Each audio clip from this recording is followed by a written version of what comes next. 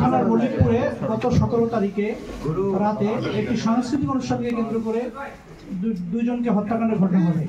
এই ঘটনায় আমরা এ পর্যন্ত 4 জনকে গ্রেপ্তার করেছি।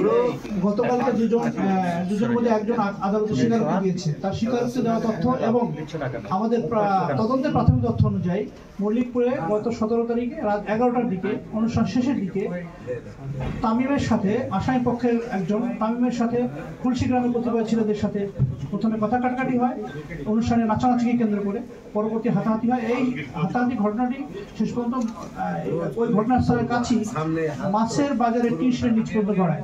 সেখানে উভয় পক্ষের মধ্যে মারামারি হয়। মারামারি এক পর্যায়ে শাহিনের হাতে থাকা চাকু দিয়ে সে কয়েকজনকে আহত করে এবং তার চাকুর আঘাতে দুজন নিহত হয়। এই ঘটনার পেছনে কোনো রাজনৈতিক বিষয় ছিল না। এটি ছিল ওই ঘটনার ওইখানে তাৎক্ষণিকভাবে অনুষ্ঠানের স্থলে ঝগড়াঝাটি এবং কথা কাটাকাটি কেন্দ্র করে। তবে খুলশি গ্রাম এবং মল্লিকপুর গ্রামের মধ্যে ইতিপূর্বে একটি ঘটনাকে কেন্দ্র করে একটু দ্বন্দ্ব চলছিল। সেটি হচ্ছে পেয়ারা বাগানে কাজ করতে গিয়ে শাহিন সালাম নামে একজন ব্যক্তির অশ্লীল ভিডিও ধারণ করে যেটি ফেসবুকে দেয়। তখন থেকেই দুই গ্রামের কতিপয় কিশোরদের মধ্যে দ্বন্দ্ব চলে আসছিল।